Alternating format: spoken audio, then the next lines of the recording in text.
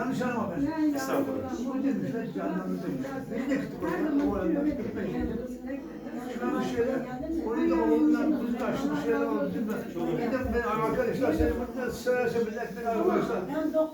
Bir geliyor biri hiç yok. 15-20 tane selam. Selam arkadaşlar. Bir şey söyleyeyim. Burada gidiyor. Estağfurullah. O adamdan bir şey varsa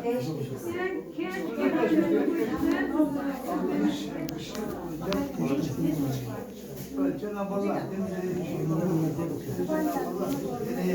Yani değil mi? Herkes imtihanı farklı. Baba deniyor, evlat da deniyor, kıma deniyor. O yüzden ama bize demesi kolay ama ben seni çok daha iyi anlıyorum. Ama sen sabredeceksin. Sabredeceğiz ve inşallah hayırlısıyla orada bu tarafa gel. Sen gel bir yere gel. Kalkalım. bir deneme tabii gidecekmiş.